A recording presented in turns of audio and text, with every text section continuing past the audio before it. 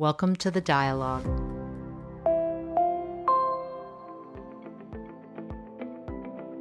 In this episode of the Dialogue podcast, we're revisiting the incredibly inspirational story of Silicon Valley tech pioneer and American Leadership Forum Senior Fellow from Class 3, Ken Coleman.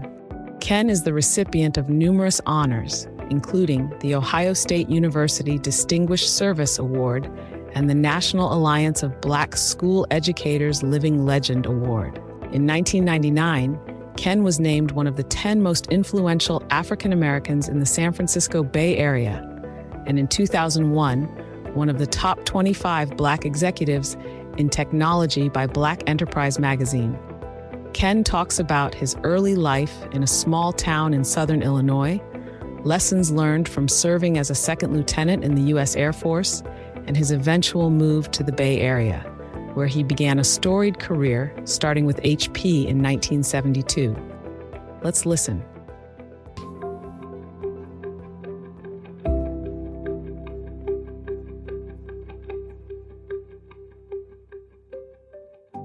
My key takeaway in memory was being in Colorado. I think we're the only class that went to Colorado.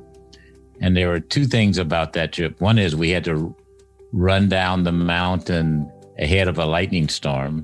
That was pretty fantastic experience.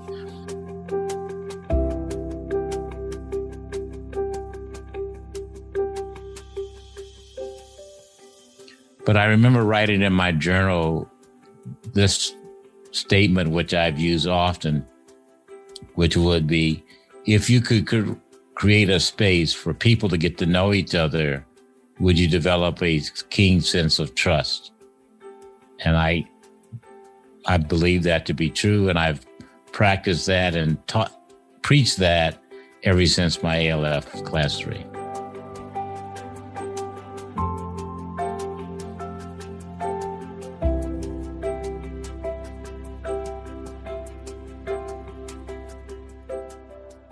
So I grew up in a small town in southern Illinois, 70 miles southeast of St. Louis, Missouri, called Centralia. A couple things that kind of define how I was raised, I guess. My first day in high school, which was an integrated high school, and I didn't know any white kids. I'd only met white kids playing against them in Little League Baseball. And there was a sign on the bulletin board that says, "Run for student council." And I have no idea why I thought I could win. I just ran because I didn't think about losing. And I won, and I ended up being a student leader and the first Black person on the student council. I guess because I was taught not to be afraid of losing.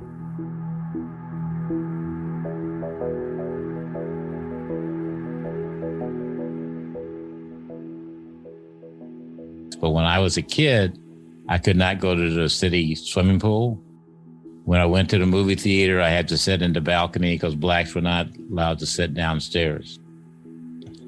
And we couldn't go to the bowling alley in town. I was a good student, and normally the good students had a chance to work downtown, but Black kids weren't allowed to work downtown in the summer, so I worked in a factory.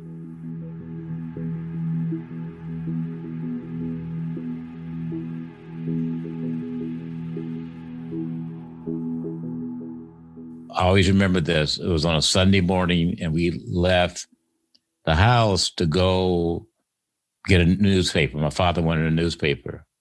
And my father was a man's man. He was tall, loud voice, commanding personality. And he got the newspaper and was waiting to be waited on. And they kept waiting on white people who were behind him. And my father said, "Excuse me, can I pay you a newspaper?" And he said, "Boy, stand back." Now you got to imagine, I'm like 10, 11 years old. I have never heard anybody call my father boy, okay?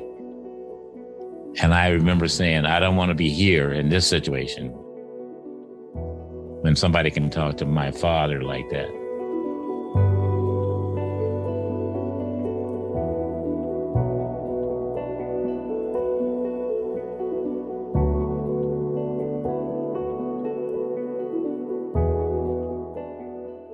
Everything's relative. So the Bay Area was way more open and supportive environment than where I grew up in Illinois, or even where I was in Columbus, Ohio, where I went to school. So that's when you grow up doing my generation, that's the way it was. I never expected things to be fair, equal, just. I just knew I had to work hard, harder than my white peers, and that I couldn't allow challenges to get in the way of my success.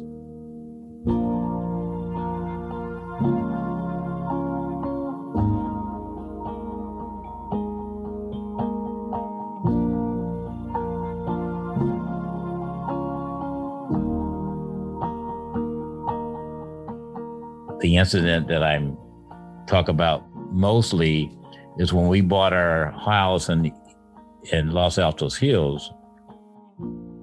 Our broker came to us after we had made an offer and it was accepted and said that the other realtor, the selling realtor, had come to him, and when they realized that we were Black, and basically said, we're not sure that Los Altos Hills is ready for a Black family.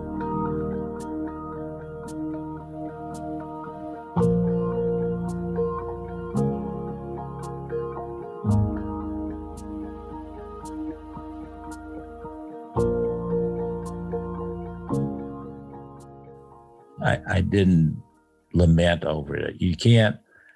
There's a passage in a book my favorite book of all time called 5 Smooth Stones.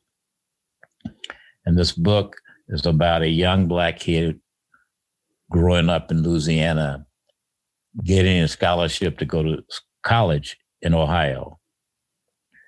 And this professor who had befriended this young man and mentored him, who always remember this because he had red hair. When the student got ready to go to college, he said, look, you're going to go to Ohio. You're going to experience discrimination and prejudice, but don't look under the bed for it.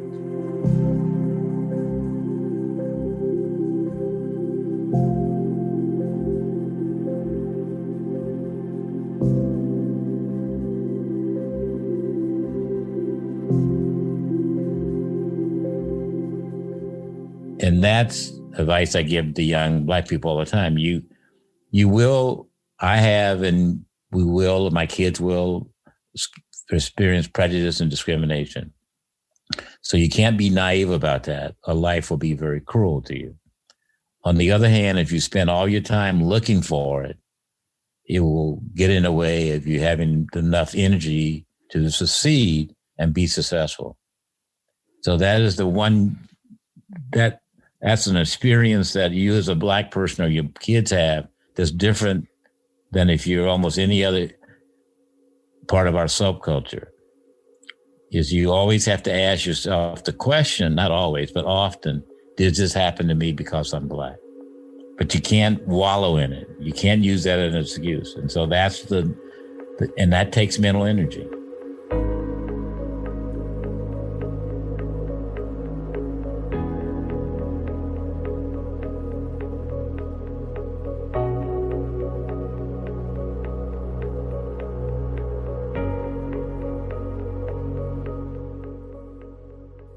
Will there be lasting change? That's the $64,000 question. Well, first thing, I agree with John Lewis. If you walk in my shoes from where I started and the way things were and the way things are today, there were light years of difference. So we've made enormous progress. There's irony in that. That's really amazing. But when I remind people of that who think things haven't changed. But we all have so far to go. No question, a long ways to go, because we've never had a true reckoning in our country.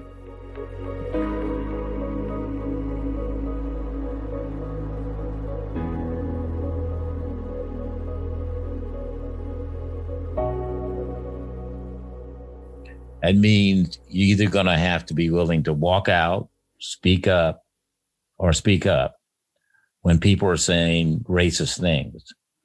Otherwise, you are being complicit, and people have a right to assume that you believe what they're saying. that means that you're going to have courage to either call a person that you know very well on what they're saying, or saying, do not, as a friend of mine did recently, left the room because I choose not to listen to this. And that's going to be hard for some of my white friends and colleagues. But I know some are doing that, and says they have less friends than they thought they had.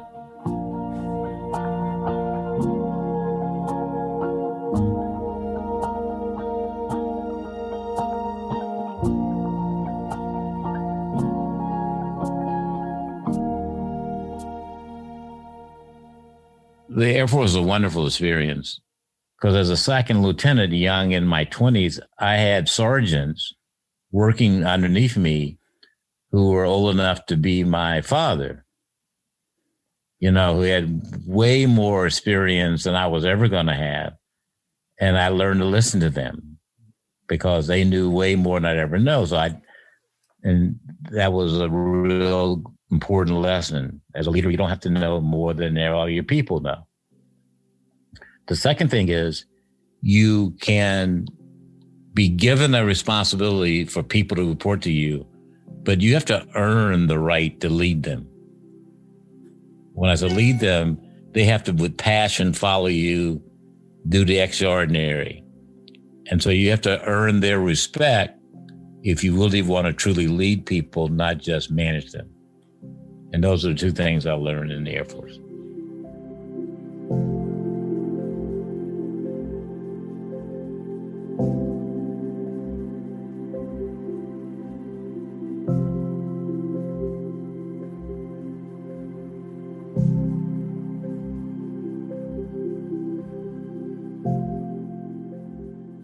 At Ohio State, there was an ad in a student newspaper for a key punch operator at the research center. I took typing in high school. I was this practical kid, and I took typing because I wanted to go to college and I wanted to be able to type term papers. So I thought it was rational to take a typing course. So anyway, I got a job as a key punch operator in the research center. And I went from there to be a computer operator in the research center. And that's what got me interested in computers. And so there had been a black captain who got out about 6 months before I did. He happened to be in Palo Alto at a bank. I sent my resume to him and says, if you know any companies who need somebody like me, let me know. He was in the same building as a guy named Roy Clay, who was a storied black professional here. He helped start the HP computer business. At that time, he was running a staffing agent, a search firm. He gave my resume to HP, and the rest is history.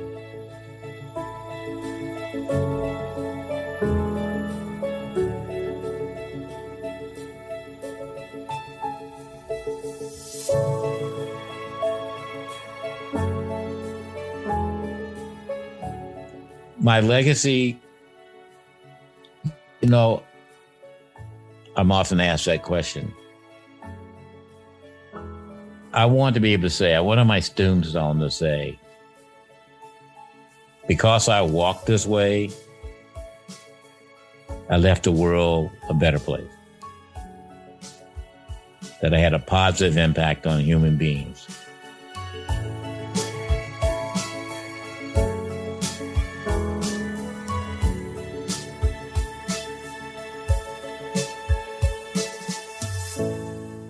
This podcast was made possible by the ALF Silicon Valley Network, with a special thanks to our Leadership Circle members and the 2024 Exemplary Leadership Celebration premier sponsors, Class 14, Silicon Valley Community Foundation, HP, Silver Lake, Adobe, Salesforce, San Francisco Foundation, and Destination Home. Thank you.